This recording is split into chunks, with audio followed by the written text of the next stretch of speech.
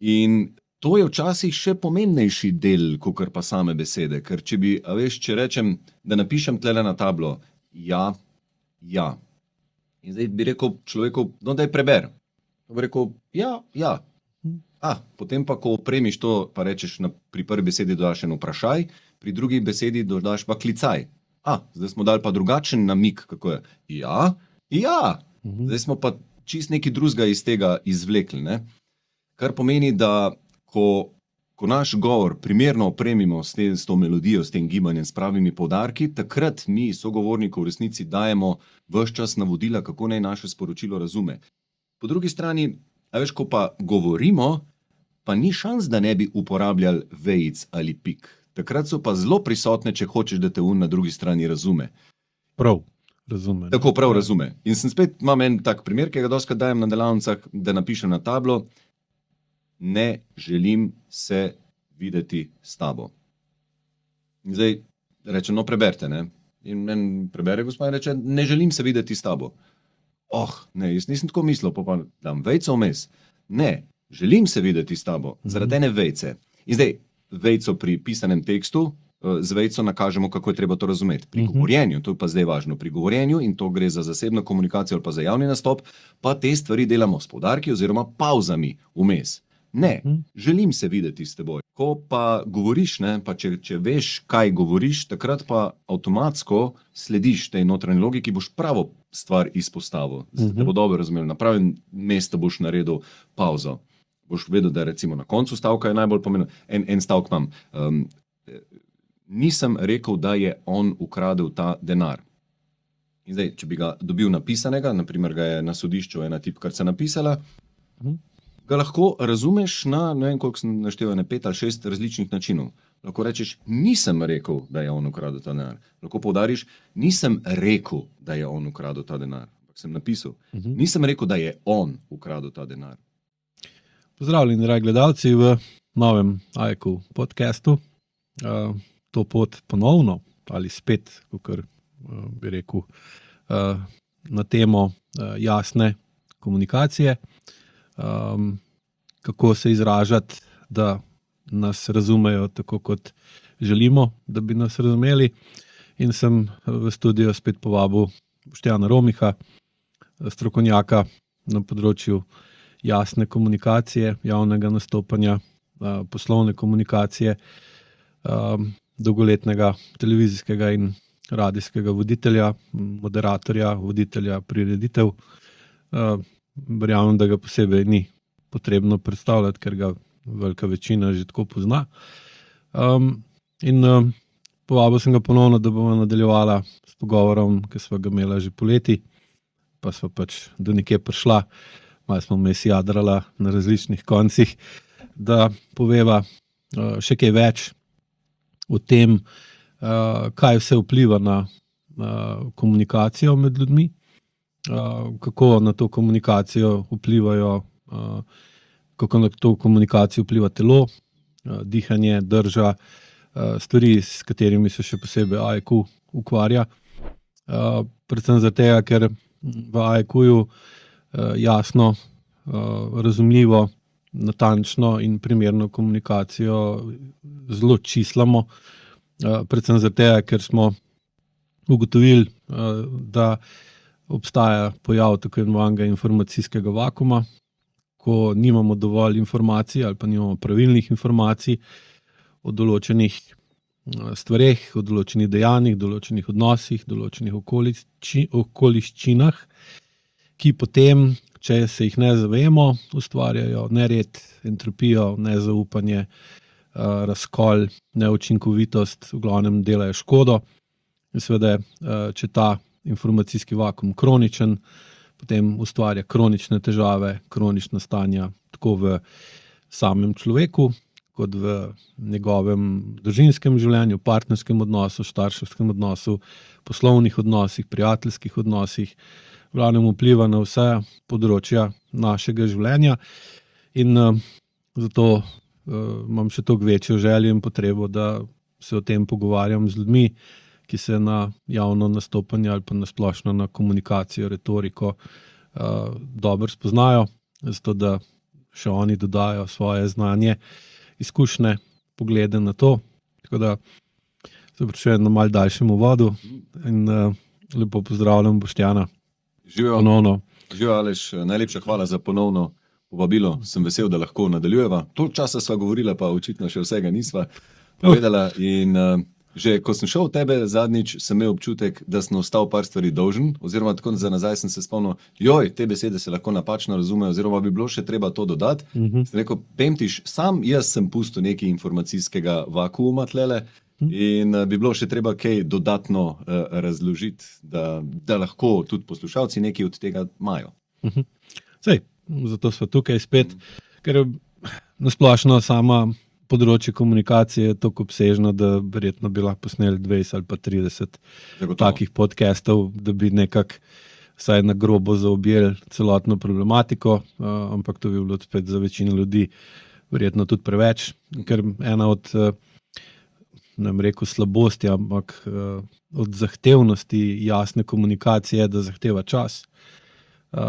In če časa ni, je jasna komunikacija v bistvu nemogoča, razen če komuniciramo na zelo teh osnovnih, plitkih nivojih, tako kot si že sam rekel, ko si danes prišel sem, ko sem te vprašal, kako si, kak je to tako lahko zelo globoko vprašanje, in pa si sam rekel, da koliko smo se navadili, da pač na to, ko te nekdo vpraša, kako si, avtomatsko rečeš dober, Super, fajn, the best. Ja, super, ni za prehvaliti, da rečemo tukaj dol, pa še na boljš kaže.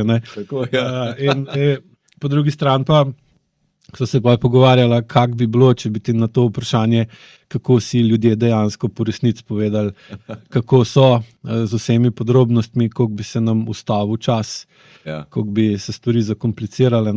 In pa tukaj vidimo spet en praktičen primer informacijskega vakuma, ki sicer ni tako hud, ali pa tako problematičen, če so to neki mimoidoči znanci ali pa kolegi. Večji problem je, če ti na to vprašanje, kako si partner, otrok, poslovni partner, sodelavc, v katerem si v odnosu, ki bi mogel imeti dovolj zaupanja, nima časa odgovoriti ali pa ne zna odgovoriti pravilno ali pa noče odgovoriti pravilno. Tako da, kaj bi ti povedal, o tej temi, recimo na tak odgovor, na enostavno vprašanje, kako si. Ja.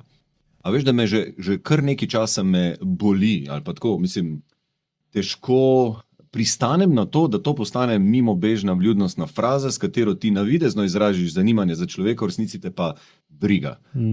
In da to izpade, kakor, da si s tem prijazen in vljuden, how are you, kako si? In da potem zaradi neke, kako bi rekel, nore potrebe potem, da bi vsi izražali to, da smo super, dejansko potem vsi govorimo, da smo super, in koliko priložnosti zamudimo, da bi se dejansko malo pogovorili o tem, kako pa dejansko smo. Skratka, vprašanje, kako si, je lahko res globoko, kot si rekel, in vse verjetno si ti v glavnem točno tako povedal, kot je. Določena mesta, določena sidrišča v življenju moramo imeti, kjer bomo pa res lahko povedali v miru in nas bojo poslušali pri tem, kako dejansko mi smo. Temu, da pa bomo mimobežno takole človeka pač odpravili, kako si, to pa očitno, temu se ne bomo mogli izogniti. Sam je pa, veš, je hudič, kot te Ernst tudi to vpraša, bo pa jaz rekel, a mu zdaj vse po pravici povemo, kaj? Ja, sej, to je doskrat ljudje težavo s tem, ko jih vprašam to, ali pa ko jim pošljem mail z 2 besedam, kako si vprašaj, reče, da kar zakuhajo, ali pa da iztisne, pa si mislim, sej, povej, tako ko je, sej, jasno, ker resnica je eno od mal orožij, ali pa orodij, ki jih imamo za odpravo večjih entropij v življenju. Seveda, ampak spet resnica zahteva svoj čas, zahteva svojo čustveno zrelost in tudi sposobnost, da znaš jasno povedati tisto, kar hočeš povedati. In smo spet tukaj pri jasni komunikaciji. Ja. Pri jasni komunikaciji tisto, kar se mi zdi od zadnjič, da sem mal ostal dolžen in da ni bilo dovolj jasno pojasnjeno, je to, da govorila sva o tem, da imamo res ogromen nabor enih besed in da se splača potruditi izbrati primerne besede za opis primernih stvari. da se nam to prekriva. Ni pa jezik in dobro sporazumevanje samo v besedah, stavkih. Ne. Mi pri komuniciranju, pri komunikaciji in potem pri javnem nastopanju ogromno povemo tudi s temi paraverbalnimi oziroma znaki oziroma prozodijo. To pomeni melodija glasu, intonacija, poudarki, ločila, kje se mi ustavimo, koliko podaljšamo določene zloge. Vse to, ne, eni imenuje to prozodija. In to je včasih še pomembnejši del, kakor pa same besede. Ker če rečem, da napišem tlele na tablo ja. In zdaj bi rekel človeku, no daj preber. To bi rekel, ja. Potem pa, ko opremiš to, pa rečeš, pri prvi besedi dodaš en vprašaj, pri drugi besedi dodaš pa klicaj. Zdaj smo dali pa drugačen namik, kako je. Ja. Zdaj smo pa čist nekaj drugega iz tega izvlekli, ne?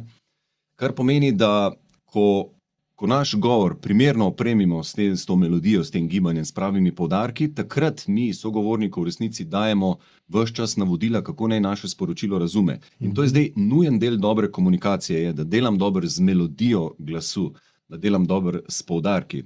Recimo še en tak zelo dober primer. Zdaj jaz, če pogledam svoje otroke, generacijo mojih otrok, vidim, da pri zasebni komunikaciji, vse po svoje to logično, tudi tlele se ena entropija dogaja, ne uporabljajo več ločil. Vejce, pike, tega skoraj ni več. Ni časa.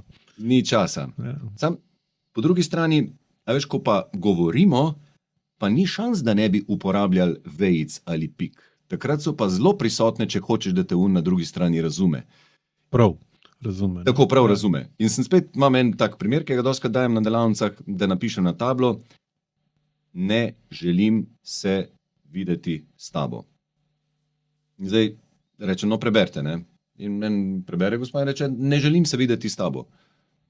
Ne, jaz nisem tako mislil, pa dam vejco vmes. Ne, želim se videti s tabo, zaradi ene vejce. In zdaj vejco pri pisanem tekstu, z vejco nakažemo, kako je treba to razumeti. Pri govorjenju, to je pa zdaj važno, pri govorjenju, in to gre za zasebno komunikacijo ali pa za javni nastop, pa te stvari delamo s poudarki oziroma pavzami vmes. Ne, želim se videti s teboj. Totalna razlika. Potem so še druge, kaj so že primeri, streljati, ne čakati. Če si telegrafist, pa pošleš streljati, ne čakati, pa si pozabil ono vejco noter. Pride do vojne lahko. Ja.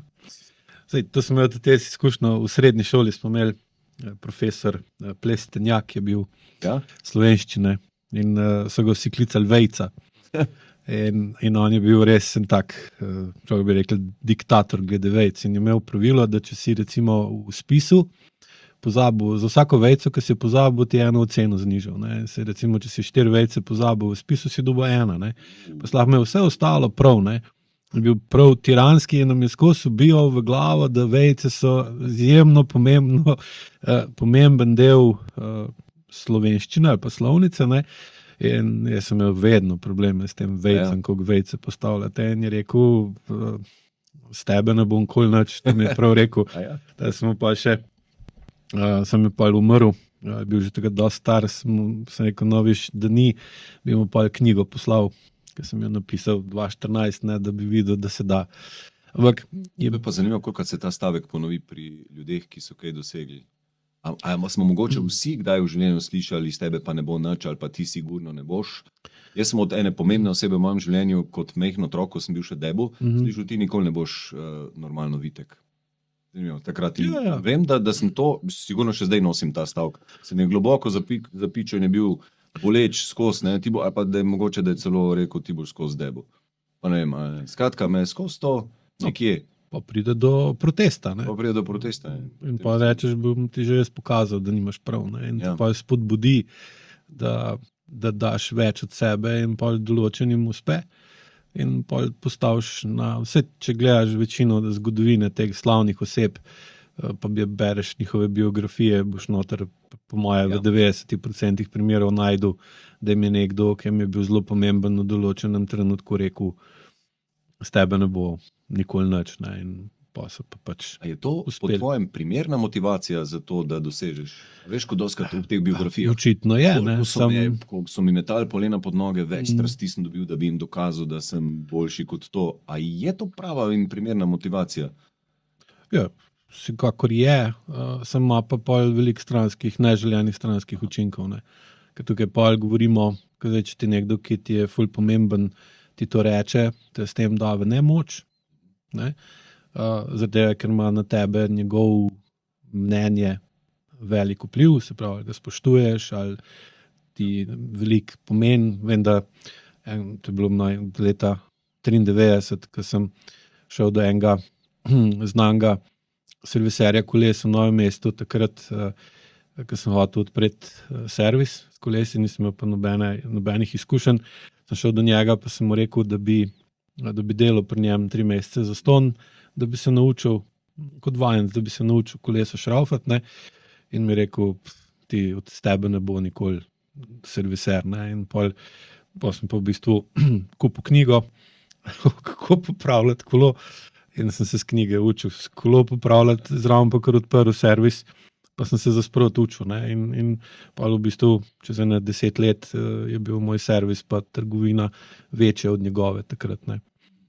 In je spet, ne, seveda je pa pol taka motivacija, ne, zdaj, ko te nekdo da v nemoč, ne, zdaj, če ti nekdo reče, ti ne boš dober serviser koles, pa sam ni dober serviser koles, ne, boš na njegovo mnenje, ok, pač, tako je dal je mnenje, ampak se ni nekdo, se ne spozna, da bi njegovo mnenje imel težo, ne, zdaj tak, ko ti pa reče, ki je bil takrat priznan serviser, pa ti reče to, pa ima pa njegovo mnenje večjo težo in te spravi bolj v nemoč, in pol nemoč te pa lahko ali te potlači, pa se odpoveš tem sanjam ali pa želji, ali pa ustvari v tebi sovraštvo in to sovraštvo pa postane pa vir energije za to, da si še bolj priden, še bolj močen, še bolj odločen, in filmov na to temo imaš itak milijon verjetno, ne.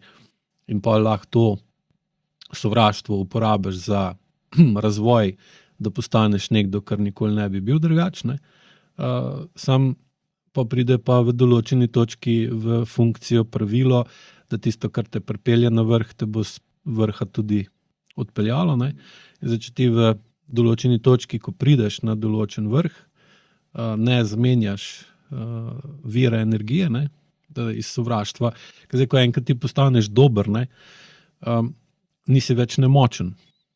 In pa nimaš več dejansko v takratnem trenutku razlogov za imeti sovraštvo v sebi, ker nisi več nemočen.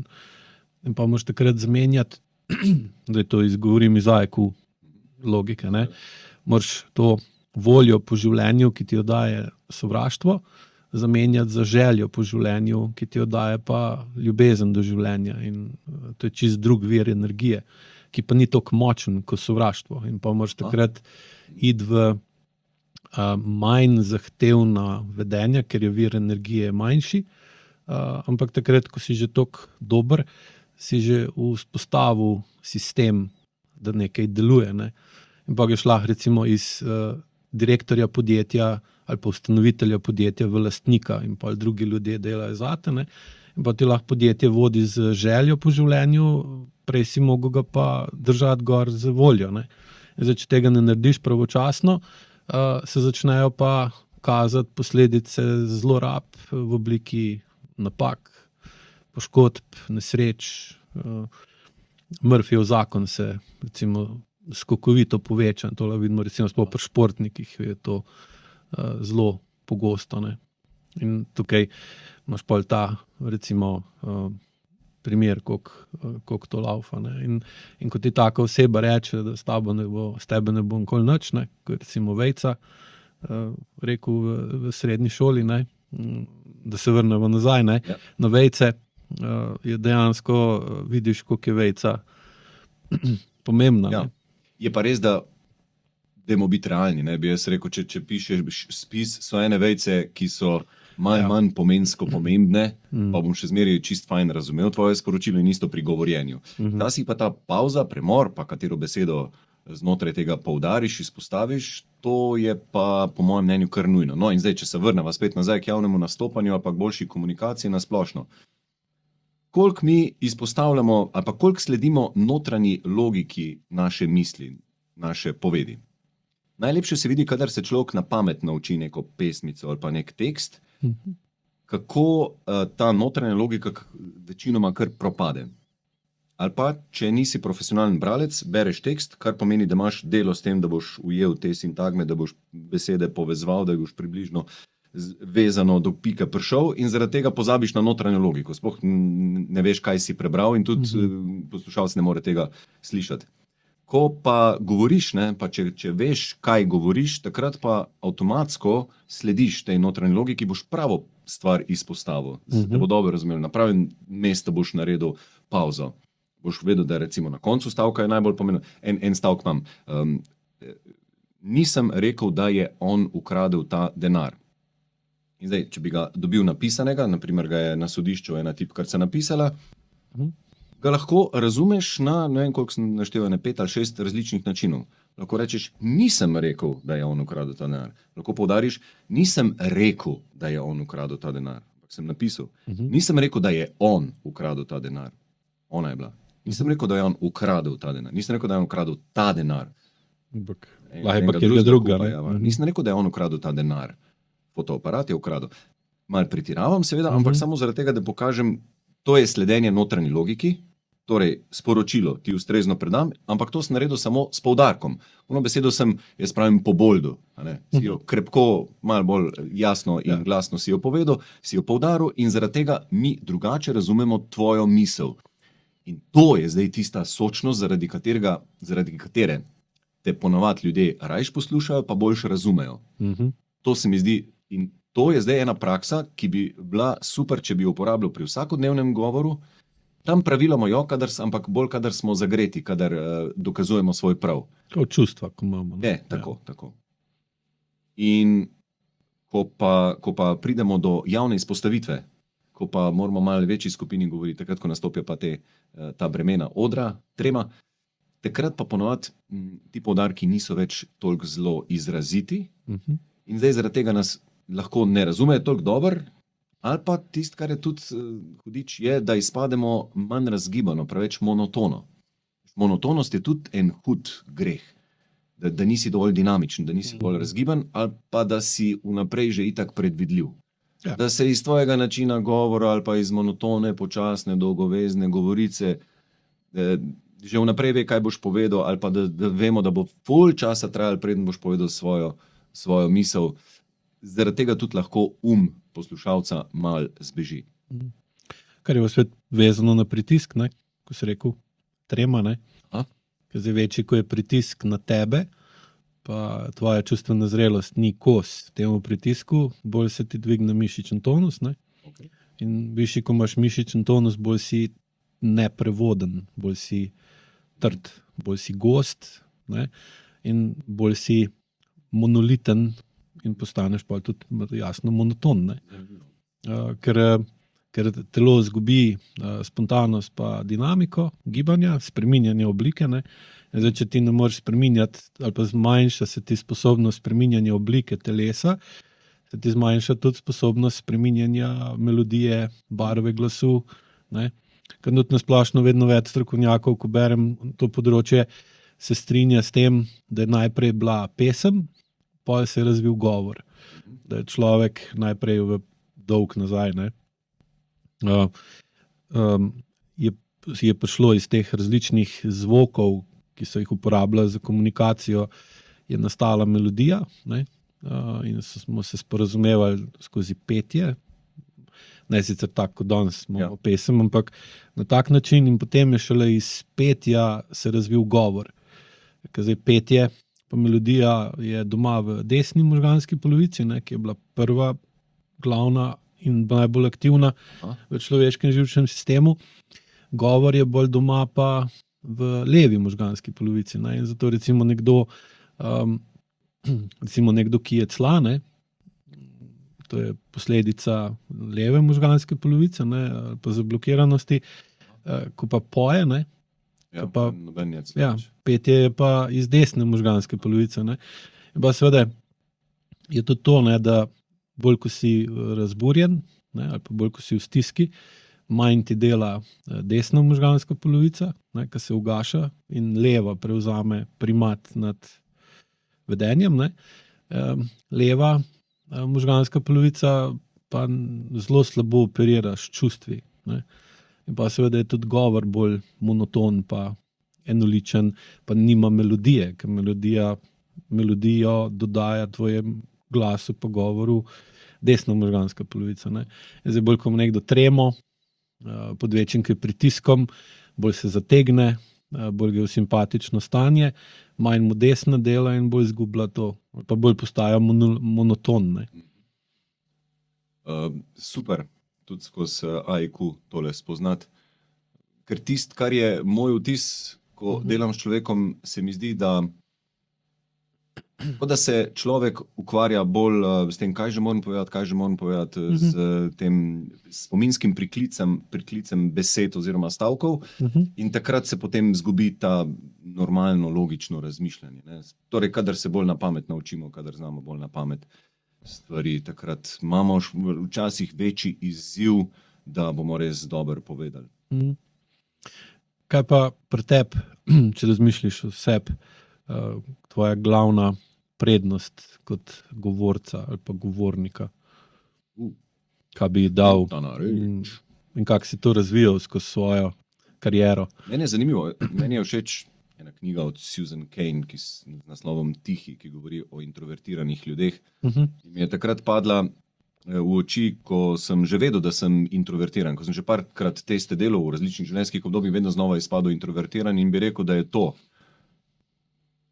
bila vedno moja prednost. To pomeni, da nisem za vsako ceno hotel vsiliti v ospredje, biti na odrih, da sem zelo rad poslušal, da zelo rad dam drugmu besedo, da imam rad en tak dialog, da ni v meni ena taka osnovna želja potem, jaz hočem biti pa na odru, pa pod žarometi, pa pred kamero. Zanimivo, ne? Čeprav to delam, ampak ne bi rekel, da je to ono moje. In večkrat sem tudi videl koga, ki je zgorel v tej želji, a veš.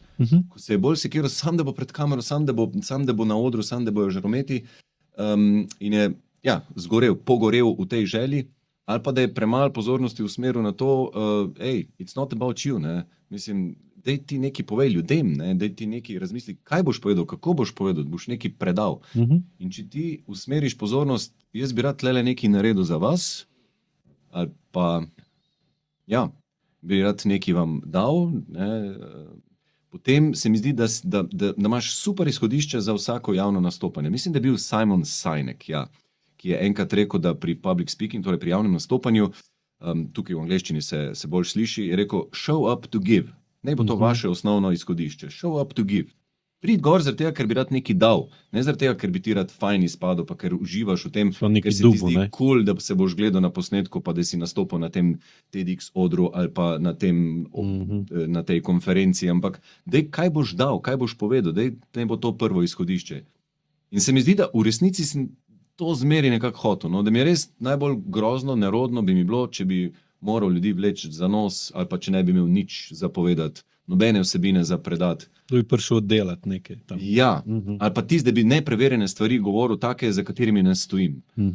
Ko sem začel na unem izobraževalnem centru delati, pa veš, najprej smo kot vajenci, mladi ljudje, vse tisto znanje sem popil po srku, zdravo, zagotovo, vse, kar so mi povedali, sem vzel, superca, in strastno začel naprej predavati. Potem sem se pa malo čakaj malo.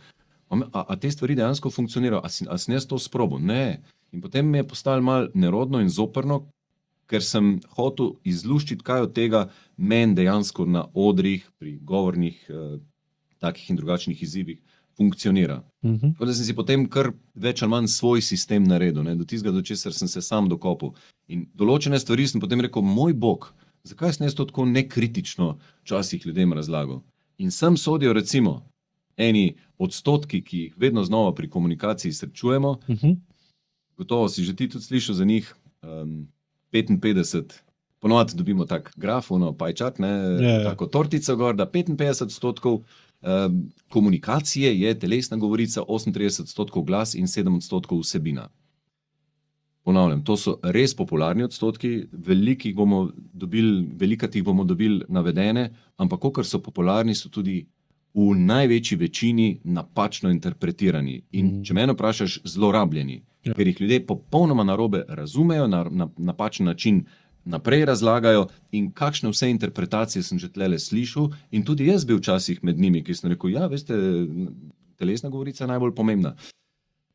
V resnici se kažejo na pravilen princip delovanja poslušalca, ampak to še zdaleč ne pomeni tisto, kar ponovadi ljudje govorijo. Ne? Ker ko ti tortico pogledaš, pa rečeš, ja, ok, pa sploh ni važno, kaj govoriš, važno je, kako boš potem zgledal, važno je ta vizualni učinek, torej telesna govorica, ker te več čas gleda. Si že pol naredu. Si že več kot pol naredu, pa še pa moš fajn zgledati. Ne, moš pa fajn slišati, ne, govoriti s prijetnim glasom, s pravimi poudarki. Si že doma. In ko se, evo ga, ker itak vsebine pa noben ne posluša, ker je samo 7% vredna. Napačno razumem, zaradi vsebine se sploh mi oglašamo. Sploh je pa zanimivo, da je avtor teh odstotkov, ne, Albert Mehrabian, kaj je že to, University of California, LA, je v 60 letih prejšnjega stoletja prek 2 ločenih, dokaj majhnih raziskav prišel do tega.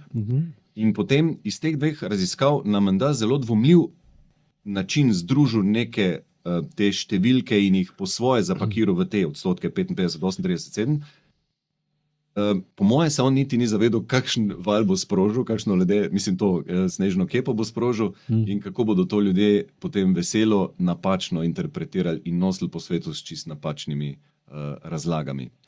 Kaj bi pa ti pol? On je bil, recimo, da je On je podatke pravilno kreativno uporabil.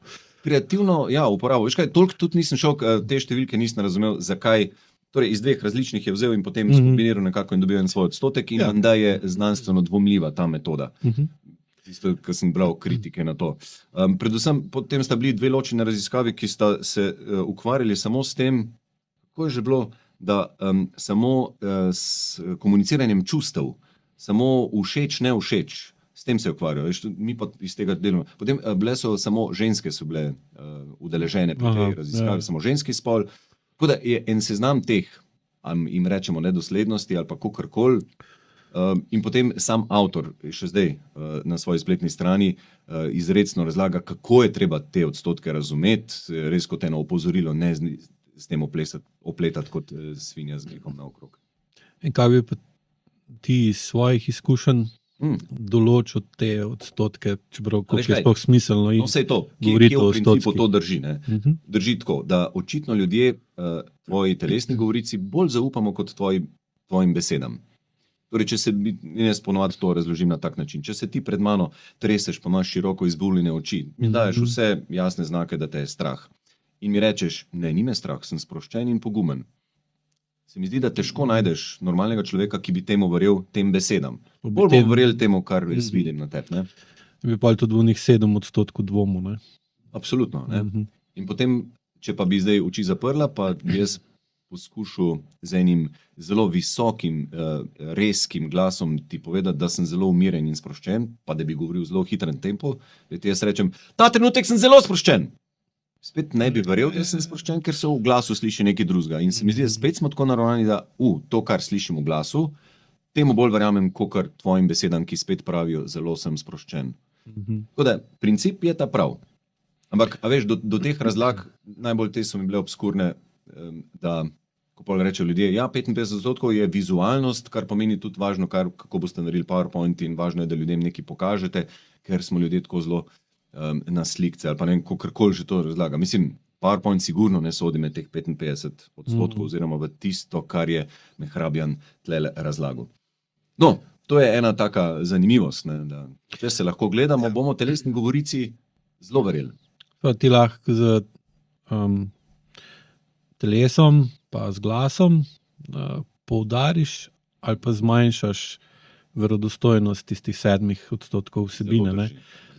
In seveda pa tudi teh 7% vsebine lahko zelo močno vpliva na telesno govorico in glas. Ne? Ja. Zdaj, če ti verjameš svojo celoto v tisto, kar govoriš, bo tudi teh 55 pa 35% drugačnih zaradi unih 7. Ne? In obratno. Bi morala odstotke kar pozabiti. Veš, tako, da dava v ta kontekst. Te 3 elementi so zelo realni. To pomeni, neki so besede, neki je glas in neki je vizualni, torej telesna govorica. To so zelo realni. To je lahko ena taka zelo verodostojna razdelitev. In Če prije do razhajanja med temi tremi elementi, takrat gre pa po tem vrstnem redu. Če prije do razhajanja, to pomeni slika mi kaže drugače, kot mi govorijo tvoje besede, sliki bolj verjamem. Na ta način pa lahko te odstotke razumemo, oziroma vsej ta princip, katera stvar je močnejša od katere. Seveda ni samo važno, koliko si oblečen, kako frizuro imaš, ne? Ampak tudi kaj poveš in tudi kako tisto, kar govoriš, vpliva na tebe, ker pa ti kot celota pa vplivaš na druge, ne? Kaj jim daš. In pa dobimo spet zakon o vzajemnem učinku, kako si prej rekel, da priješ na oder neki dat, boš dobil drugačen odziv publike, kot pa če prideš na oder, da bo sam nekaj vzel. Bravo. Ne? Bravo. In kako bi povezal prenos teh svojih, recimo tvojih čustev na publiko?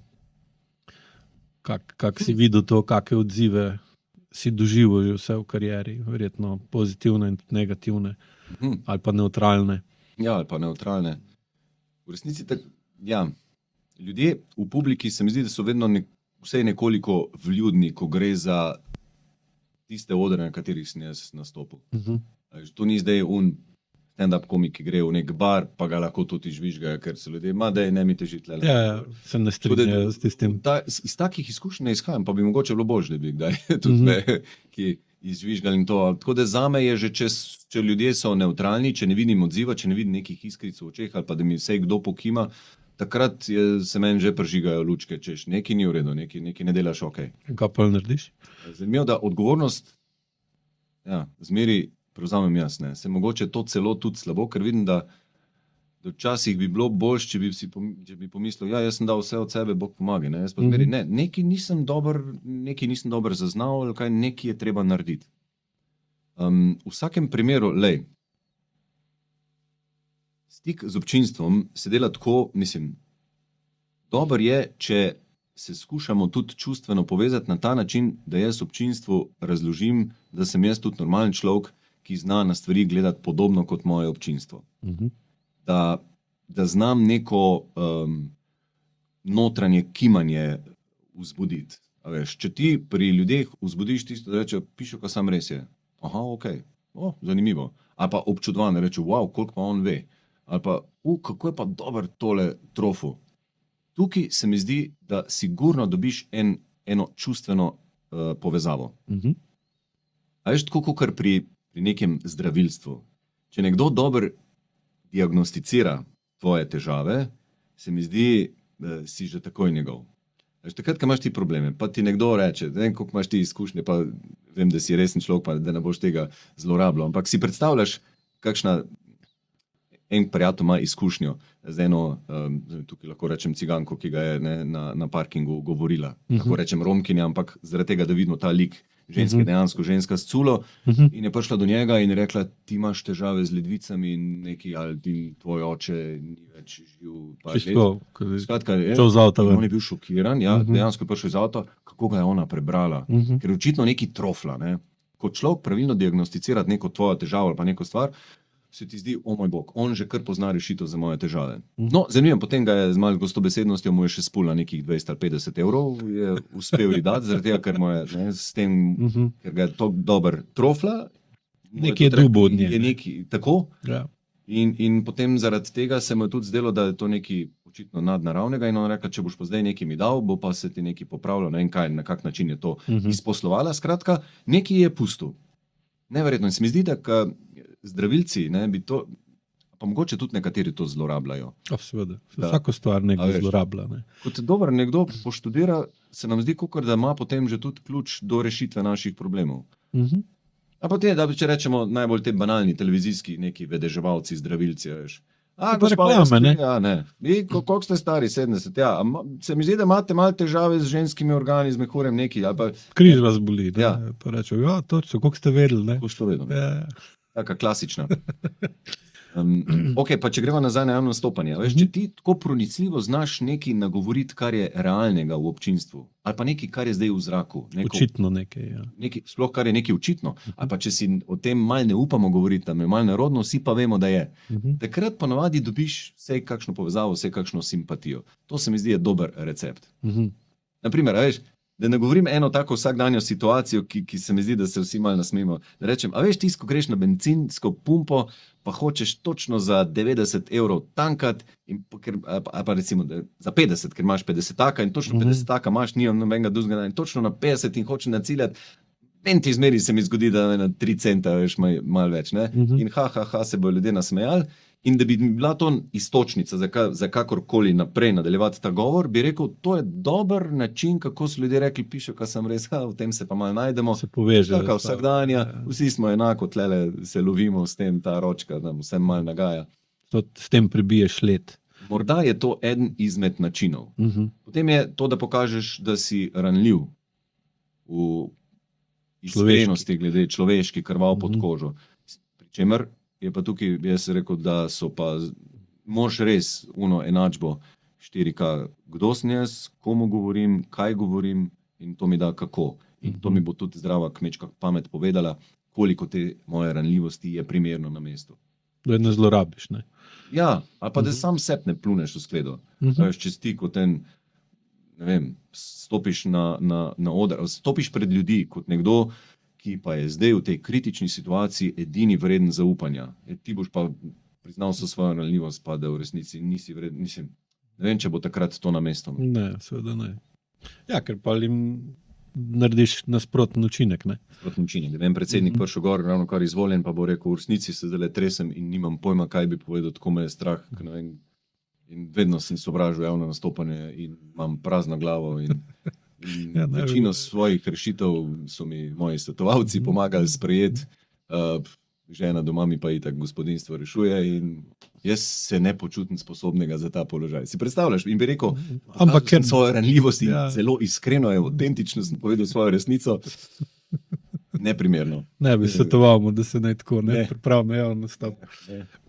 Ja, ker resnica je zelo taka vroč kosten, ne?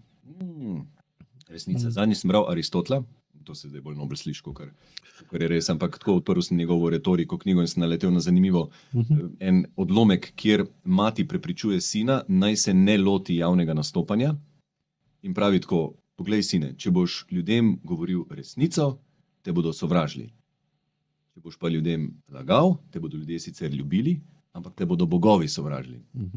In kaj zdaj vas ber, ne? Potem priješ do tega, najboljš biti javno tiho. Ja, ali pa daš jim malo zmehčano resnico, ne? Da ni preveč, ne premalo, to je spet doziranje, ne? Dokje iti. Ja, in ta, se pravi, tukaj spet govorimo o občutku, ne? Za čas, za prostor, za kontekst. In zdaj, ko imaš tremo, ne? Ko te je strah, ko si trd zaradi odgovornosti, ne, lahko si jo še sam pretirano jo aktivira zaradi kakih slabih izkušenj v preteklosti. Ne.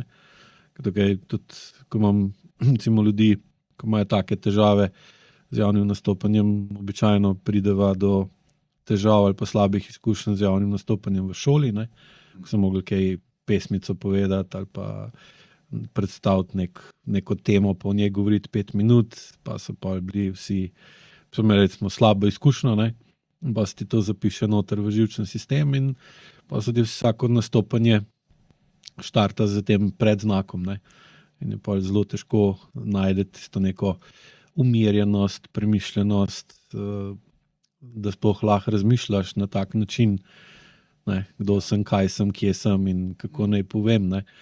In pa postane pa se skupaj pretežko, pa se zaciklajo, ne, zablokirajo in pa dobijo pa spet novo slabo izkušnjo, ki še bolj utrdi odpor do javnega nastopanja in pa se ga izogibajo ko hudič križa. Ne.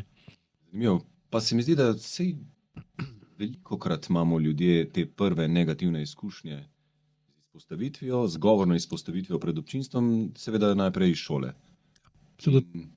A je tam sploh lahko nastalo vzdušje, v katerem bi mi tako varno vadili? Jaz zmeraj si bil vržen v vodo in si mogel plavati na polno in velikokrat se ni dobro išlo. Tako da ni čudno, da imamo s tem težave. Ne?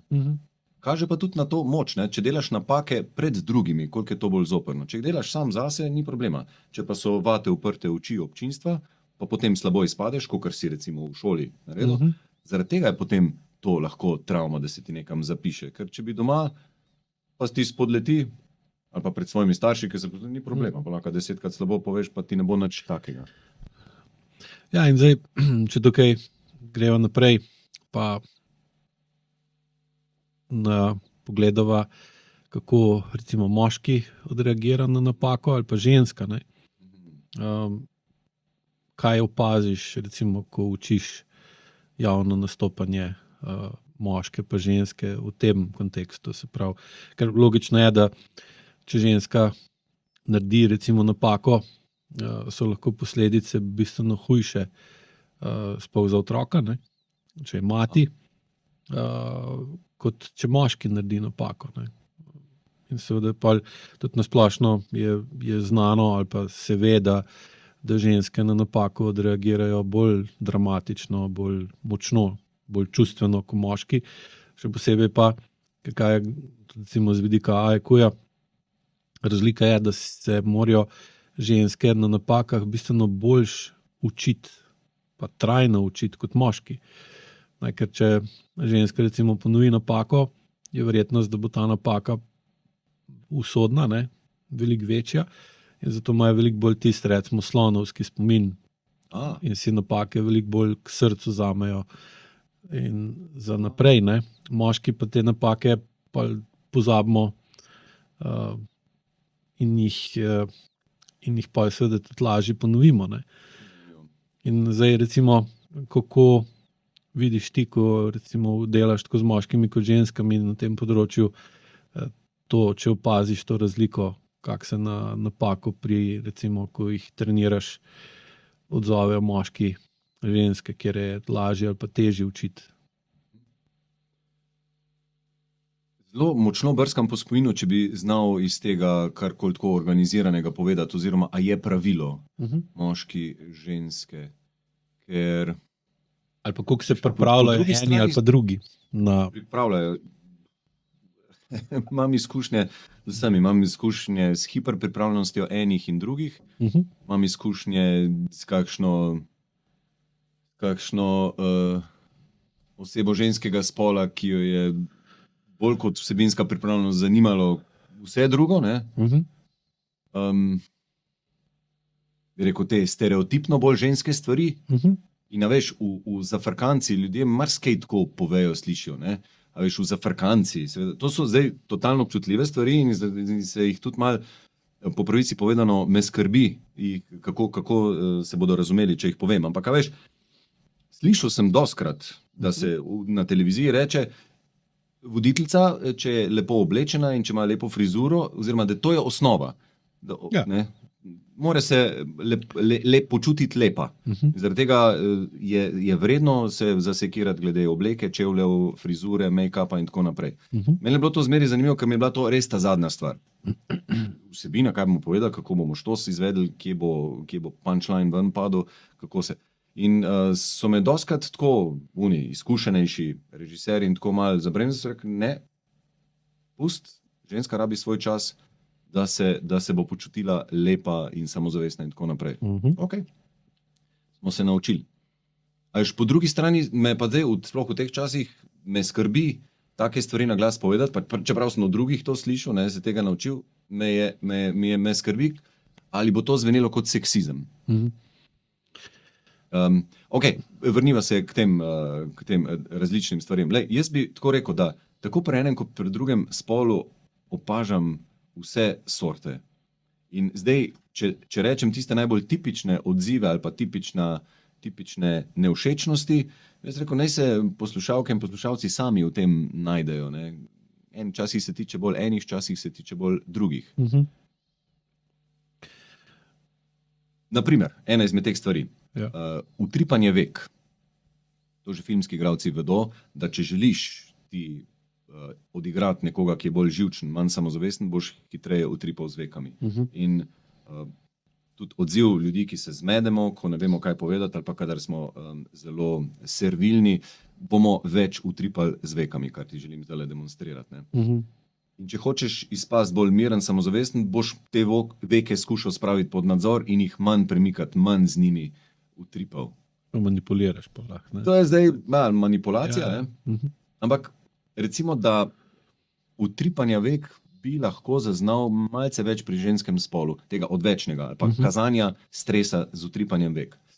Pri ženskem spolu, po mojih izkušnjah, to niso zdaj meritve, bi zaznal malo več tega, da se oči premikajo bolj kot pa sama glava v smeri očesnega stika. Naprimer, Samo oči obrnejo v ja, kot da otrdelost v vratu, bi verjetno ti rekel. Ne? Da ne obrnem glave v smeri, kamor pogledam, ampak da oči, glava pa malo počasneje sledi. Veš. In da s tem lahko tudi malo izražam neko določeno plašnost. In zaradi tega samo, če jaz rečem, vedeš 40, pa tlele fajn našpricati, ko se obrnem bolj samozavestno pri javnem nastopanju v smeri svojega pogleda, ko se glava tja obrne, že zaradi tega dam lahko vtis, da sem bolj samozavesten, pa če mene vprašaš, tudi samega sebe bolj s tem sproščam. Svojemu telesu jaz dober naredim, kadar določene te stvari ozavestim in se namenoma tako vedem, tako gibljem. Ja, kot pravi, ko ima vrat funkcijo ventila, ne, ki z določenjem mišične napetosti v vratu, pa ramenskem obroču, dejansko reguliraš, koliko pritiska pa napetosti bo iz trupa šlo gor v glavo. In s tem seveda, koliko bo tega pritiska prišlo do ust, dlesni, zob, jezika, mandlov, ne, in pol naprej gor še žrelnice, sinusov. To se pa vpliva na to, kakšen imaš glas, kakšen imaš izraz na obrazu, kakšen imaš pogled. Ne. In pol koliko ta pritisk seveda pol vpliva tudi na delovanje možganov. Ne. Zdaj, bolj ko imaš povišan pritisk v trupu, pa noče zgubiti glave, ne, bolj moraš narediti trd vrat. In s tem v bistvu ventil prepreš, da imaš tukaj spodaj lahko visok tlak, glava ti pa še mer deluje, recimo trezno, lahko razmišljaš, ali pa se vedeš tako, da ni videti, da si v močnem čustvenem stanju napetosti, da te je strah, da si živčen, da si anksiozen, tesnoba, panika, trema, vse te stvari. Ne? In pa seveda večja, ko je ta, ali pa bolj pretirana, ko je napetost v telesu, bolj moraš z višanjem tonusa v vratu držati pritisk stran od glave in pol vrat rata trd. Ne? In pa moraš bolj z očmi obračati, samo oči obračaš, ker če boš glavo obrnil mehko, ne? Pa moraš sprostiti tonus mišic v vratu in pol to, ko imaš tukaj ruk na gor. In pa lahko začneš, dobiš rdečico na obraz, se začneš znojiti, začneš, recimo, kot tudi pospešeno utripanje vek, je posledica povišanega pritiska v očeh. Ne? Oči so pa medij, ki izraža čustva v tam, ko gledaš, ne, zdaj je to kamera ali je sogovornik, ne. In pa ženske pa, ki imajo drugače izšolan avtonomen živčen sistem, zaradi drugačne strukture telesa pa tradicije, ne, veliko generacij nazaj, ko so v določeni stresni situaciji, ne, za ženske pa recimo javna izpostavljenost veliko bolj stresna. Zato so tudi že Anja recimo v prejšnjem podcastu razlagala, koliko je za žensko, koliko je za zdaj povedal, pomembno, da je lepo oblečena, da ima čevlje v redu, pa to, ker je pod recimo povečevalnim steklom javnosti. Ne, in tudi, ja, in tudi druge standarde imajo ljudje, se veliko bolj recimo negativno se bi odzvali na neurejeno voditeljico ali pa na manj urejeno voditeljico, kot pa na voditelja. Ne. Pri moških je tako, pač ti tudi, če nisi čist ali pa zrihtan, pa greš v trgovino nekaj kupiti, se ne sekiraš toliko, ženska bo pa vsaka rekla, da jaz bom v avtu počakala, pa ti, ker nisem zrihtana, pa si misliš, pa dobro, vsega sem kupiti 2 kile kruha, kaj je to taga? Ja, pa kaj bi pa ljudje rekli? Pa že tako, čist nek banalen primer, da greš, ne vem, ti greš pa lahko v Merkur po šraufe, pač v zmazanem kombinezonu, pa te baš briga. Ne? Ja, še odobravanje boš dobil, lega, kaj pridem. Ko delam, ne. Ja, no.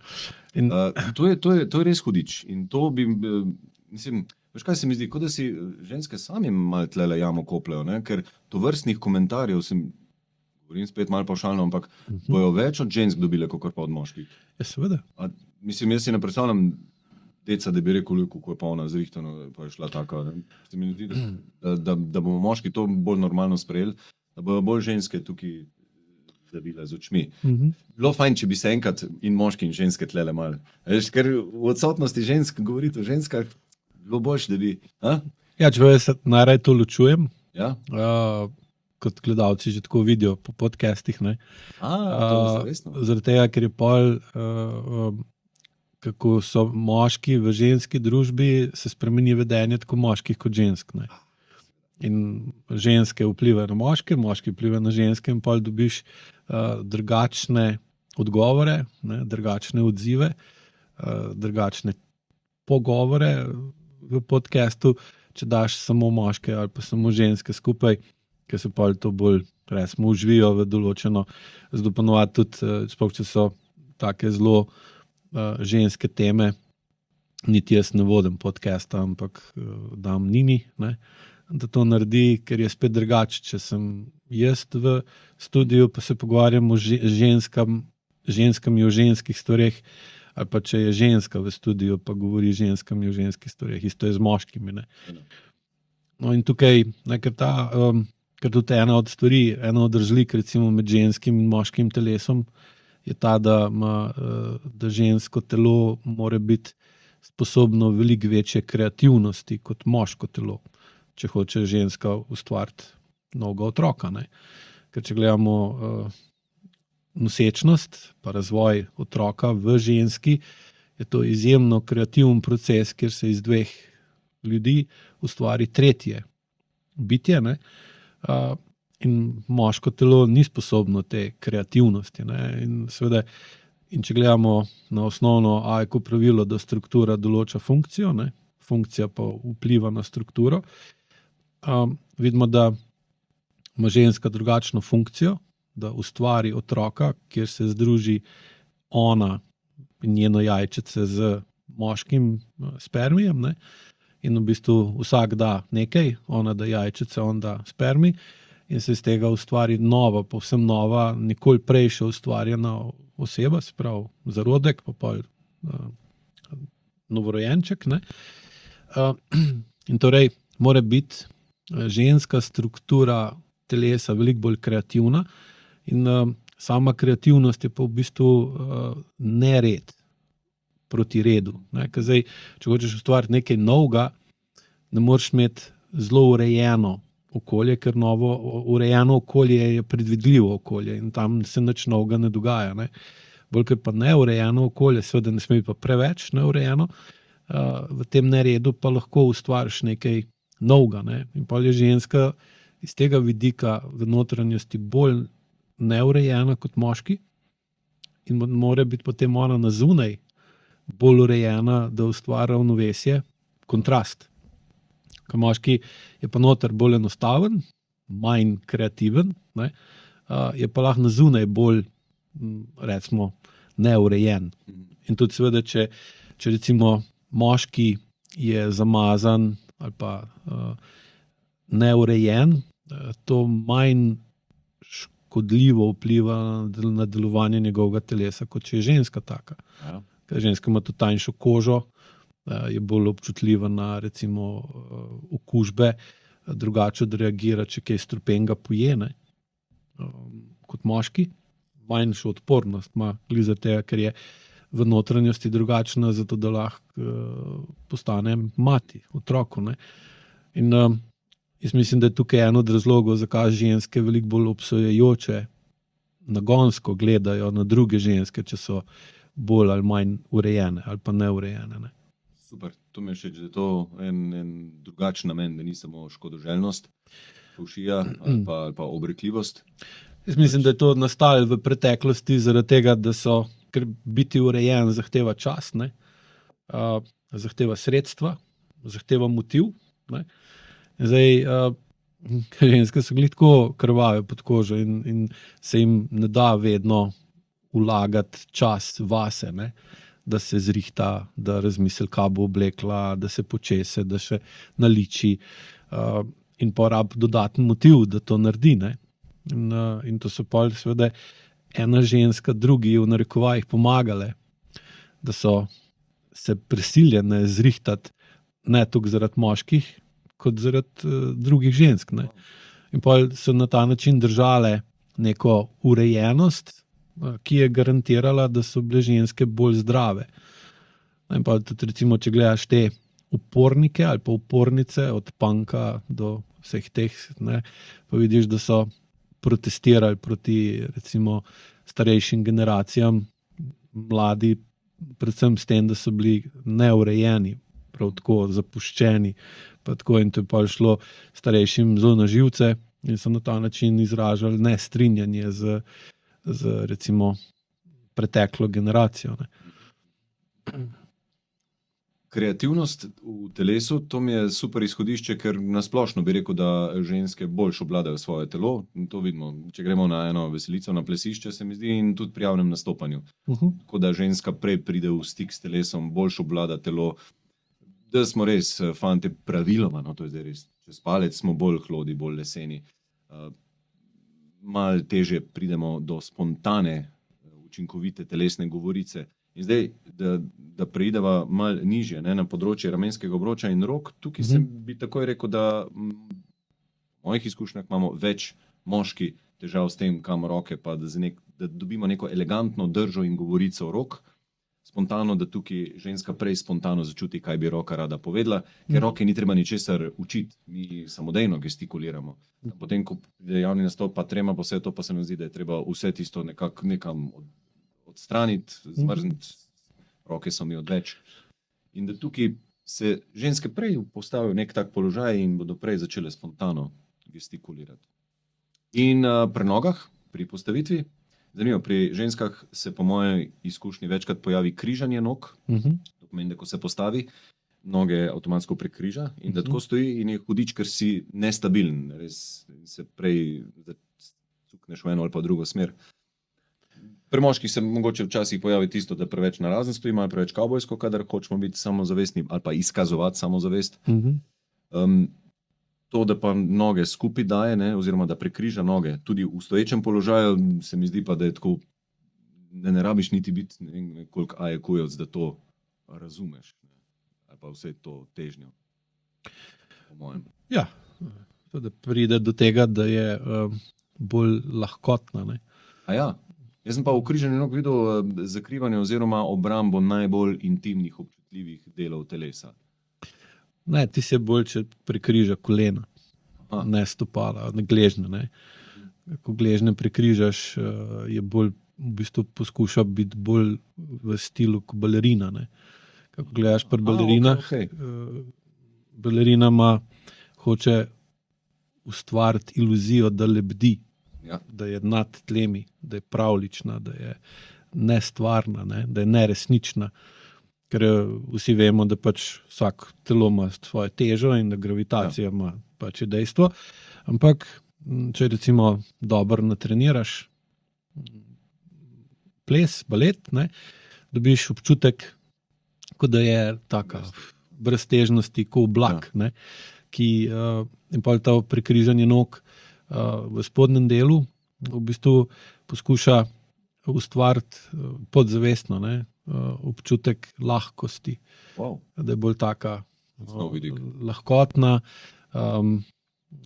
frfotajoča, Hrvati bi rekli lepršava. Ne. Lepršava. In ta lepršavost pri ženski čist drugače spade kot pri moškem. Ne. Ker če je moški lepršav, pa je nezrel, neodgovoren, ne moraš mu glih zaupati, pri moškemu se hoče, da stoji trdno na tleh, da je opora. Tako kot recimo, če boš gledal baletnika, ne, pa primerjal, kako on se giba, pa kako se giba balerina, boš videl, da baletnik poskuša dajati vtis, da je močen, ne, da je stabilen, da lahko balerino prime, pa jo nosi okrog, pa jo dvigne, pa jo drži. Ona bi mogla biti pa daje pa vtis, da je čim bolj lahka, lepršava, ne? In dobi spet različno, ker moška struktura je drugačna, lahko nese veliko več kot ženska struktura, ne? Od stopal do kosti, medenice, ramen, recimo hrbta, trebušno votlino ima moški drugačno, prsen koš je drugačen in pa ramena, ki stojijo na tem, so veliko močnejše in pa imamo tudi močnejše sklepe rok, ne, mišice rok, drugačne dlani, drugačne prste. In pa moški, če si bi predstavljal, da bi gledal balet, ker bi pa balerina držala v zraku baletnika, ne, bi rekel, to nekaj ni v redu, ali pa če bi si predstavljaš umetnostno drsanje, ne, v parih, kjer bi ona prevzela funkcijo, ne, njega. Moje nas pa glih to še enkrat čaka. Ha? Ne, mislim, da edin, če bojo transpolni, ne, da bo baletnik se identificiral, da je on balerina, ne, ali pa da bo drsalec se identificiral, da je on drsalka, ne, pa se lahko zamenjate, ker drugače pa recimo težo moškega telesa na tak način, če bi ona mogla drsalka nositi, razen če bila res taka konkretna, močna ženska, sem pa ne bi izgubila okretnost. Ne. Pa spet ne bi bilo dobro. Ne. In zdaj, ko pa zdaj tudi vpraši, recimo, kaj bi si mislil o moškem, ki bi tako stal ali sedel, ne, s prekrižanim nogam dol, s prekrižanimi stopali, ne, Ja. ali pa žensko, kaj se ti zdi bolj normalno, ali pa bolj tako. Verjetno se boš strinjal, da nekaj je sigurno tudi na tem, kakor sem jaz razumel. Veš, če ženska stala zelo narazen, mislim, noge narazen je to je že neka drugo, fraza, ja. ki za žensko velja za neprimerno, Tako, vulgarno ja. in tako naprej. Ne? In, veš, in to lahko čisto gremo zelo na hece ali pa čisto zelo zares. Ne? To je en položaj, kjer je ženska najbolj razgaljena, odprta in to je samo za tiste najbolj intimne trenutke. Ne? In kot taka se javnosti res ne želi. Ne? In bojo vsi rekli, kaj, ne, da bi takole narazen stala. Kaj se gre, ne? Kaj se gre, Ja. to je pa res nedamsko. In je najverjetneje v samo strukturo, v samo bistvo res ni položeno, da bi se tako postavljali. Ja. Ali pa je to prizgojeno, je to družba ali kaj, ampak in da potem se mi zdi, da ljudje avtomatsko te neke mehkejše, intimne, občutljive, najbolj oživčene organe, kot so spolni organi, avtomatsko bomo jih skrivali, ne, sej tudi ljudje se zapiramo z rokami, z okončinami, jih skup vlečemo, nas skup vleče, ker to sprednjo najbolj ranljivo stran skrivamo oziroma jo ščitimo. In jaz sem malo v tem videl, ne, da na razne noge neprimerno, Ja.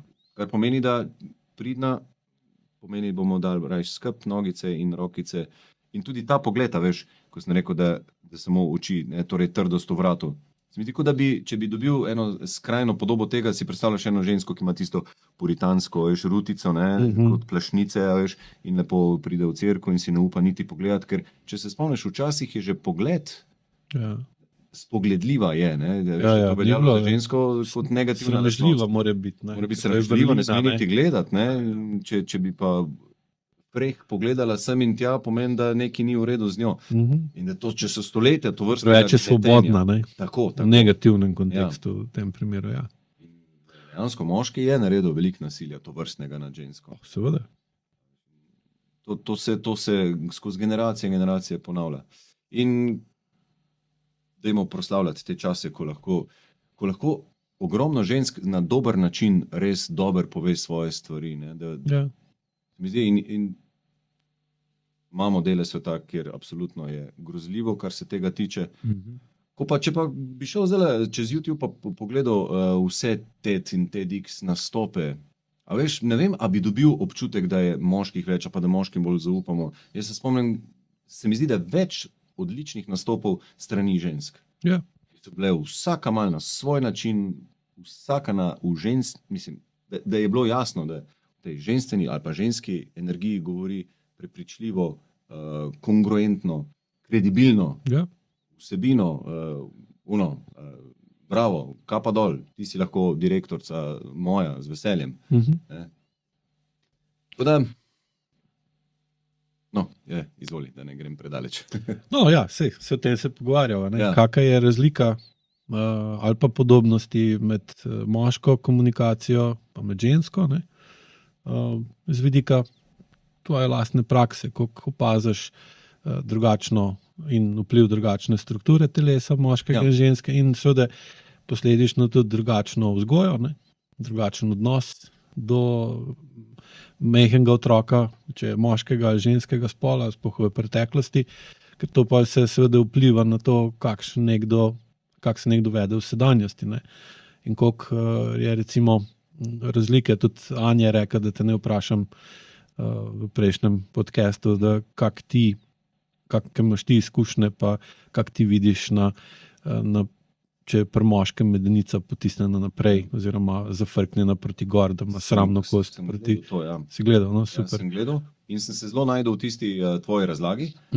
Gotovo je IQ tvoj, da ti lahko dam 5, da sem že pred tem razmišljal o tem, zakaj mene takole dol vleče, ker dejansko čutim to napetost po sprednjem delu telesa, ko sem v slabši formi, ko sem zaskrbljen, ko so neke ta bremena, me začne tukaj bolj šponati ali pa ta del misli. Rdečo luč pa lezeš, ne? Tako, ja. Kar pomeni, da avtomatsko sicer jaz se tudi po zgornjem delu tlele, ali pa če rečeva od prsnice do popka, nekje tukaj me dost skrb vleče, ne? Ampak avtomatsko zaradi tega se bo tudi medenice naprej pomaknila. Ja.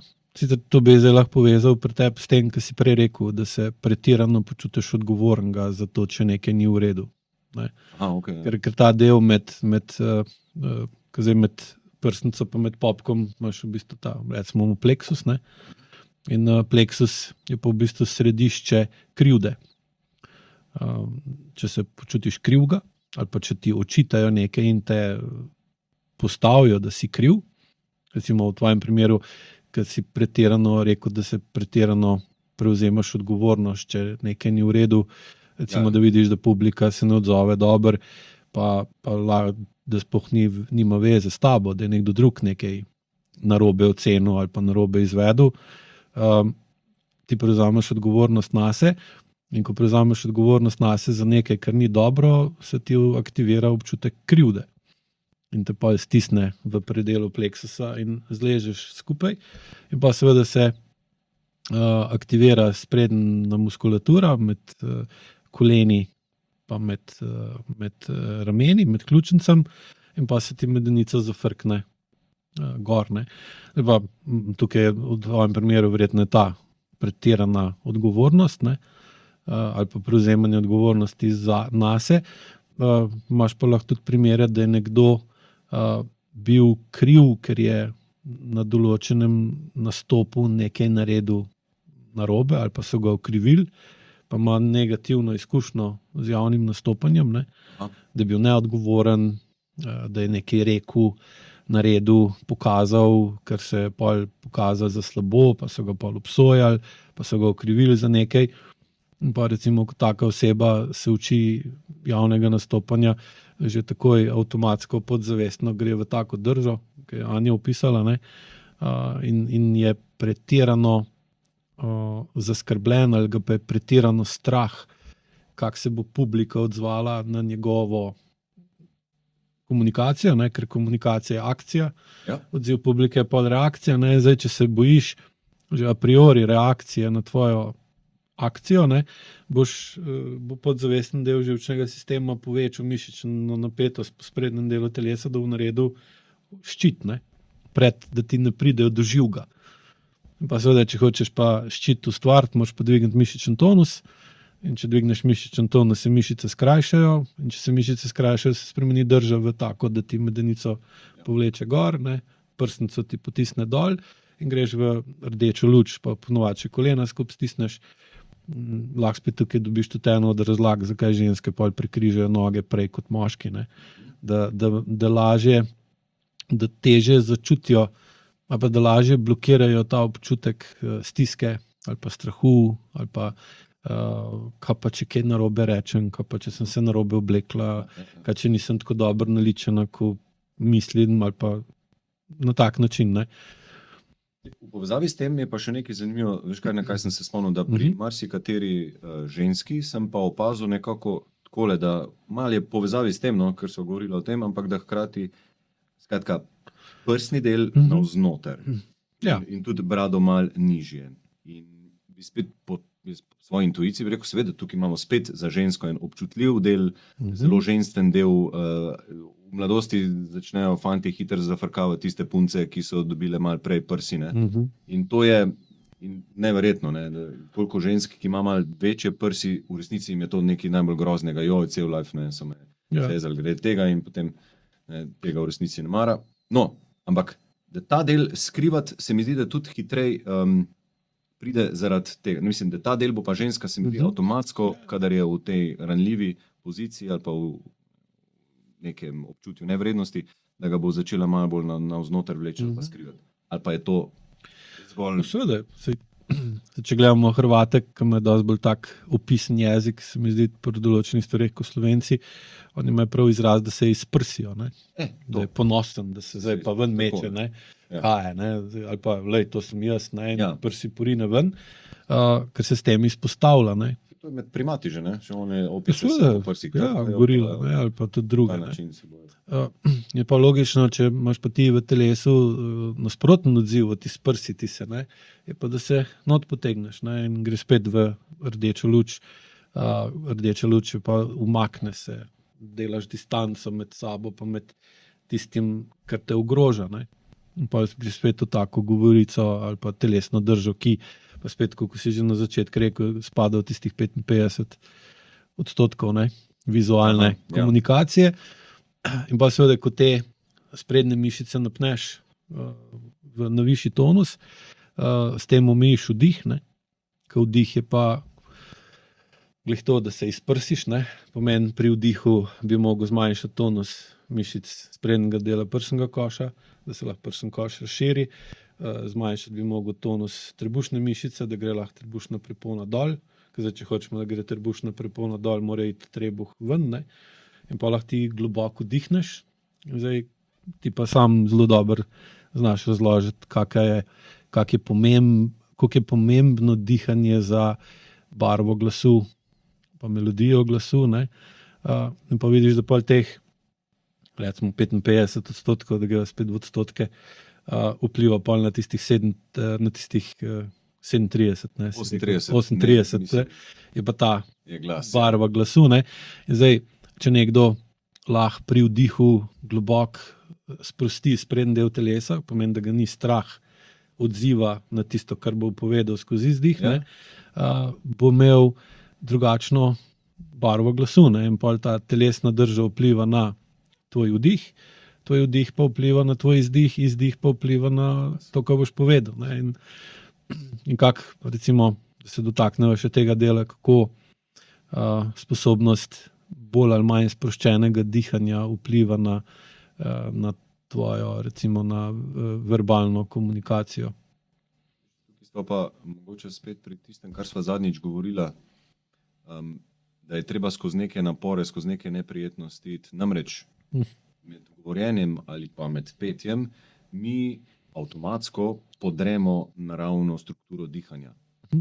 Meni, da si na ta način prisiljen hitreje vdihniti in potem dlje časa izdihovati, kakor kadar si tih. Ja. Dihanje spremeni, ne? Tako, se spremeni. Samo če se pogovarjava, pomeni, da bom dobil drugačno dihanje od tistega, kakor jaz celo noč diham, ko res avtonomni živčni sistem tole vodi, ne? In to pomeni, da je treba telo navaditi, kako ob tem primanjkljaju zraka ali pa ob tem malo drugačnem ritmu dihanja še vedno normalno funkcionirati. Zanimivo mi je nekaj, kadar smo pod vplivom treme, kadar smo napeti živčni, ono tretje, takrat ljudje bolj hlastamo za zrakom, bolj pogosto vdihujemo. Človek reče, mi je zmanjkovalo zraka na odru, v resnici mu ni zmanjkovalo zraka, se ni dušil, ampak je velikokrat vdihnil, izdihnil pa ni. Ja, ni imel kaj izdihniti, ne? Sam v tistih mojih izkušnjah, pa tudi sam vem, kadar sem jaz bil živčen. Je bilo tako, da sem se prenapolnil kot žaba, da je bilo lufta preveč v meni in da je dostikrat potrebno takrat samo en dober izdih ali pa aspirirati skozi govor, da poveš kaj malo bolj tudi na ta način, da več zraka, več lufta ponucaš, po domače rečeno, da si bolj potraten. In da se navadiš, da lahko z eno to svojo vrečo zraka, toliko, kar pač vdihneš noter, v resnici veliko poveš in dolgo govoriš. In da se na to navadiš časoma. Kot se pevc navadi, se tudi govorec mora navaditi, da s tisto svojo količino, svojim volumnom zraka, kolikor ga spraviš v pljuče, lahko poveš stavek tudi, ko se ti zdi, da ti tega zraka že malo primanjkuje. Da sem se čist do konca zmatril, da čist do konca sem vse porabil. Ponovno je eno zanimivo vajo, zaradi tega, da dobiš občutek, koliko zraka porabljaš, pa koliko lahko še narediš s tisto količino, ki ga imaš. Imam tisto otroško pesmico Zima, zima bela, vrgo res je dela, pa tako je pela, da bo Mirka vzela. In potem najprej za vajo eno celo to zimo povemo z enimi pljuči zraka. Pomeni, da si zelo potraten, da rečeš na glas, pa na zelo potratno zima. In da greš čisto do konca, da ves zrak porabiš. No in potem pokažemo, kako lahko z enako količino zraka povemo zima, zima bela, pa tam dosežemo nulo, potem zima, zima bela, vrgo res je dela, pa pridemo tam z občutkom, ker počasi razvijamo občutek, koliko zraka še imam, koliko moram šparati, koliko moram zapreti ali pa biti odprt. In potem povemo celo pesmico z eno sapo. Z isto, kot smo imeli na začetku pri eni besedi, povemo celo pesmico. Pa gremo naprej, pa dvakrat povemo. Seveda tempo pospešujemo in potem pridemo, ko smo v formi, do tega, da 8-krat povemo zima, zima bela, vrgo res je dela, pa tako je pela, da bo Mirka vzela zima, zima bela. In tako naprej pridemo do 8-krat z enako količino zraka, kot smo najprej samo zimo povedali. Zanimiva, preprosta vaja, ki te navadi na to, da rečeš, koliko zraka imam, koliko moram z njim varčevati, a sem lahko malo bolj razsipen in da neko senzoriko vzpostavim. Ne bom jaz paničen, v resnici imam še veliko zraka in lahko še govorim, samo malo mi nagaja dihanje, pa trema in tako naprej. To mi je taka zabavna vajca. Ker recimo pravi, ko jo imamo pa, jaz na programih dostakrat učim, da štejejo skozi izdih. Ne? In pa v bistvu lahko vidiš, koliko, dokje se upaš čist prazen pljuča. Ne? Ker recimo, če si živel v okolju, ki mu nisi mogel zaupati, ne? Imaš zelo pogosto pride do te težave, da točno čuti, da ima še v zraku da ima v pljučih še zraka za 10 številk povedati, pa jih ne more. Ker ne more do konca izdihniti, ker se pol boji noter v telesu, da če bo čist do konca zrak porabil, da bo preveč nemočen in bo nekdo ga zafrknil. In pa je skozi ne pove do konca, tako kot si ti rekel. Ne? In pa seveda taki ljudje pa tudi skozi razlage spoznajo, da ker ne more do konca izdihniti, da pa tudi ne pove stvari do konca. In pa vse nekaj visi v luftu, nedorečeno, nedodelano in je informacijski vakuum tam lahko izjemen. Ne? In pa misel, da je vse povedal, pa ni. In pa ga tudi sogovornik ga razume, kaj je hotel povedati, ko pač je slišal ga povedati, on pa je mislil, da mu je povedal veliko več, ko mu je pa v resnici povedal in pa pride do nerazumevanj, užaljenosti, razhajanj in pa v bistvu nobenem ni jasen, kaj se je sploh zgodil, da je zdaj ta odnos kar na lepem tak problematičen in pa ko skozi vajo pa razlago učijo, pa do druge vaje učijo zmanjševati napetosti, recimo sploh sprednjega dela telesa, ne, trupa, pa vedno bolj vdihne, pa se ne boji tega, koliko je pripravljen, koliko ima potencijala v sebi in pa se uči vedno bolj izdihvati. Kaj pa vidijo tudi je to, da če so imeli težave z slišanostjo, ne, ali pa da je bil recimo, da je nekaj preveč povedal očetu, mami ali pa kom drugem, da ga je pol starš napadel, zasmehval, ponižval, fizično kaznoval, preprečil ali pa dal kako drugo kazen. Taki ljudje pa zelo hitro začutijo, da če preveč vdihnejo, da postanejo živčni. In pa se niti ne upa, ali pa če že vdihne močno, pa izgubi nadzor nad izdihom. In pa ne more v bistvu se izraziti. Ne. In spet prideš do podobnega stanja, ki si ga ti opisoval. Ne. In pa skozi kombiniranje razlage pa vaje začnejo bolj razumeti, kaj je vse vplivalo na njihovo izražanje ali pa sposobnost, da nekaj argumentirano, jasno, pravočasno in primerno povedo, da dobijo tisto, kar dejansko želijo ali pa potrebujejo. Ne. Te dihalne vaje so bile zelo zanimiv del AEQ programa. Manj, ki sem malo zavrtel v glavi, pa smo malo ostali kaj ne šibe na trenutke. Se mi pa zdi, da sem imel, kot da bi imel takrat malo prednosti, ker sem se veliko ukvarjal z apnejo, s potapljanjem na dah, jaz pod vodo lovim. Ja. In se mi zdi, da tam kot da nekako, oziroma en refleks sigurno malo izključiš in si brez zraka enostavno navajen biti. Če hočeš biti 2-3 minute pod vodo, kakor sem jaz, ko ribe lovim, se navadiš s tem, da pač ne dihaš in da boš še kar nekaj časa lahko v vrtu pa živel. Ja, ker če hočeš biti dlje, ko hočeš biti pod vodo, manj moraš biti paničen. Ne? Ker bolj kot te je strah, manj ko sebi zaupaš, bolj ko si nervozen, ne? Ali pa greš v paniko ali pa histeričnost, hitreje bo zrak porabil, ne? In pa se lahko utopiš. Ne?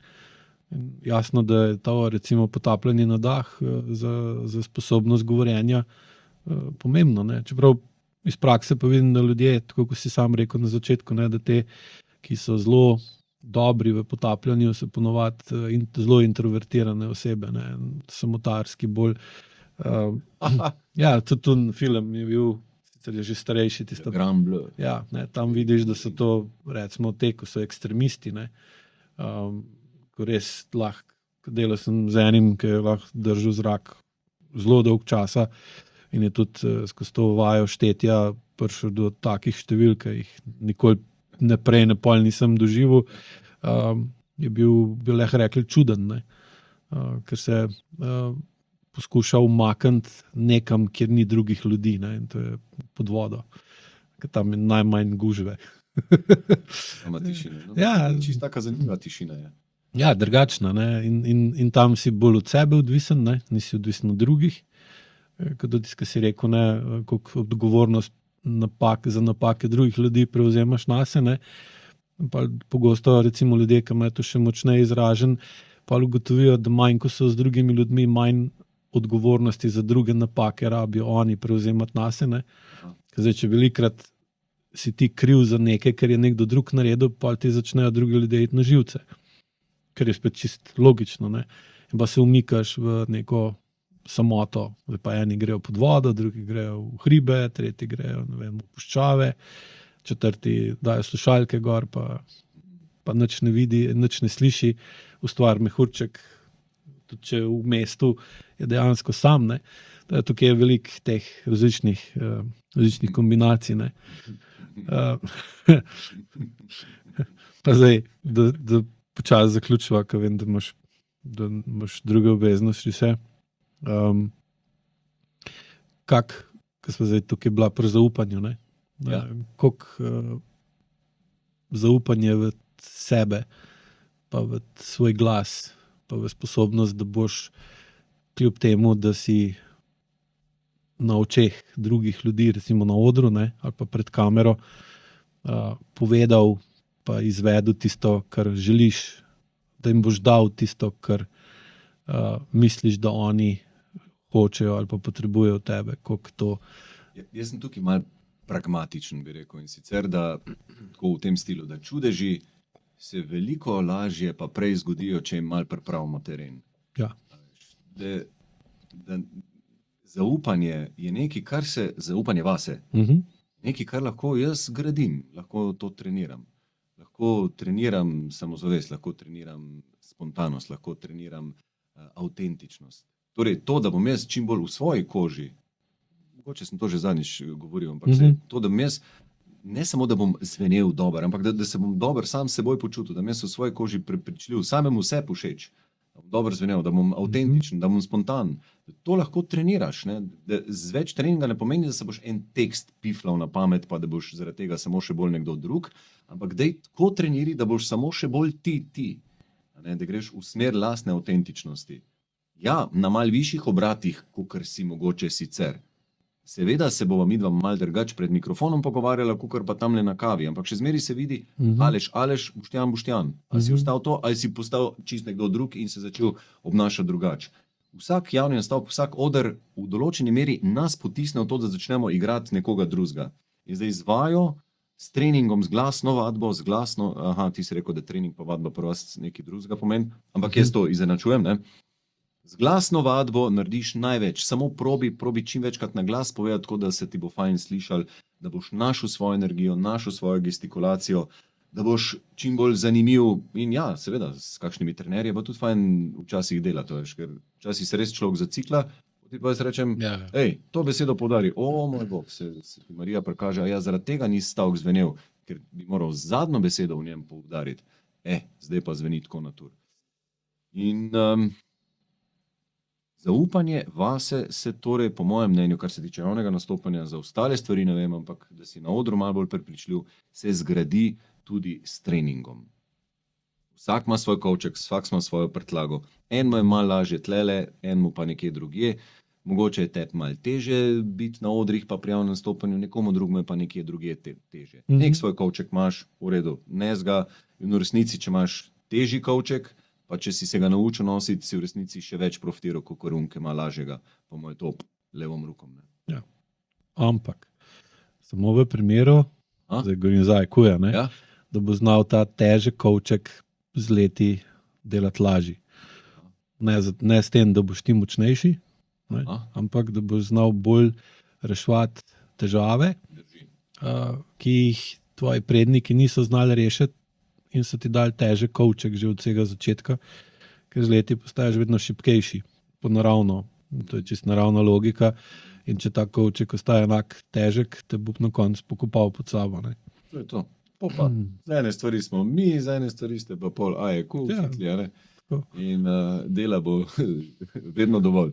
Ker sva prej rekla, preden so bili mikrofoni prižgani, da dokler bomo ljudje tako veselo rekli, kako si, ja, super sem, to pomeni, v resnici nismo nič po pravic povedali, takrat bomo vsi imeli veliko še dela. Ja, ker je težav, ki se ne urejujejo, ogromno. Ne?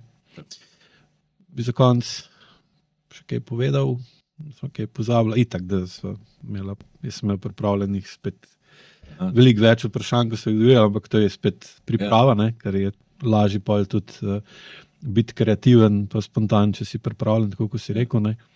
Pa verjetno še kdaj naredila podcast. Z veseljem. In jaz bi pa enkrat te izval, pa bi res, da še imamo kakšno žensko, pa da malo, veš, vsej, enkrat tako, da bomo uresničili to, brez skrbi. Predstavimo ženske in moške poglede. A veš kaj? Ta show up to give mi je zelo taka dobra istočnica. Ne sam razmišljati o sebi, kaj bom jaz, kaj lahko vse zgubim, kako ne bi zafrknil. Sam razmišljati, kaj bi pa ti naredil za svojega gosta, kako bi mu mizo pogrnil, kako bi se najbolj potrudil, kaj vse bi mu skuhal, kako bi aranžiral mizo, če ti je res vredno do tega gosta. Daj pa probi svoj javni nastop, svojo prezentacijo tako dojemati, kako bi lahko njim čim več dal, da se bo imel fajn. Ampak če rečeš, kaj bi bilo, ko se ti usedeš v občinstvo, ne, da si ti v občinstvo, kako bi jaz hotel, da me nekdo nagovori, kaj bi jaz hotel slišati, kako, da mi kaj zabavnega pove, da mi pove kakšno zanimivost in da kopleš za takimi stvarmi. To se mi zdi, da je lahko dodana vrednost. Ja, se popolnoma strinjam. Tudi namen teh podcastov, ki jih snemam, je ta, da ljudje, ki vložijo vanje svoj čas pa pozornost, da jih pogledajo, dobijo nekaj od tega, ne? Da ni to neko mlatenje prazne sname ali pa samo promocija in podobne stvari, ampak da daš določeno znanje, določene izkušnje, ne spet več, kot je treba, ker pa lahko pride do tega, da se to zlorabi. Ne? Ker vedno poudarjam, da AEQ teorija, če ni kombinirana z AEQ vajam, postane škodljiva. Ne?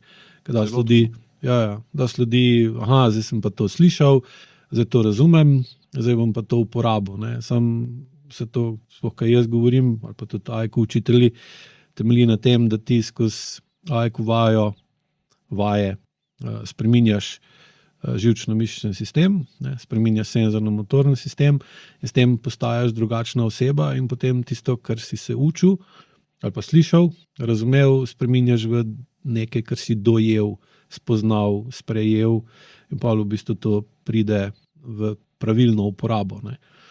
Sam poslušati teorijo je sicer najbolj enostavno, zdaj to razumem, samo v bistvu s tem krepiš ego, bi rekli tem, ne pa tudi telo. Ne, in odnos med zavestjo in telesom ostaja podoben, čeprav ti je nekaj bolj razumljivo. In se pa tudi ne moreš premakniti tako naprej, ko bi bilo treba, tako kot pretepne. Če ti sam nekom razložiš teorijo javnega nastopanja, on pa ne bo nič delal ali pa treniral, ko praviš, kaj. Mogoče bo mačkem boljš, lahko bo mogoče celo imel občutek, zdaj pa obvladam, rasturam in bo pa se precenil in bo naredil neko spet blamažo in bo ali na tebe jezen, ko si ga ti napumpal, čeprav ga nisi hotel, s tem, ko se je sam, prav brez vaje, ni napredka in tako ko rečejo, brez vaje ne moreš postati mojster. Ne. Ja, veš kaj je še prvi odraslik? Vaja. Vaja pomeni, da boš velikrat naredil tudi slabo ali pa napačno. To je samoumevno. Ja. In to, ko pride pa do javnega nastopa, pa sploh, ko imamo delavnice, torej si pred drugimi, se ti pa zdi, da vaja, zdaj mora biti pa vse super. In za vsako napako ljudje blazno sekiramo, kadar drugi gledajo, če je pozornost občinstva. So ti vse napake 10-krat hujše. To pomeni, vadimo tudi javno nastopanje na ta način, da se zapletemo, da 10-krat poveš slabo, pa nisi nikakor sabo zadovoljen. Pri vsaki drugi stvari je tako. Ja, isto je. Ko kuhaš ali pa karkoli delaš. To se potapljaš. Ne bo že prvič šel že. Školiko hrib sem falil. Pa jih pa vedno večkrat zadaneš. Ja, tako da še enkrat hvala ti za obisk. Naslednjič bomo pa zorganizirali, da bo par tukaj, pa da bomo še eno kako rekli na to temo. Vam, dragi gledalci, hvala za pozornost in čas. Upam, da ste kaj dobili od naju. Če so vam že vzela vaš čas, pa vašo pozornost, da so vam vse kaj dala nazaj, uporabim ga, pa se vidimo in slišimo naslednji teden v novem podcastu. Lep pozdrav.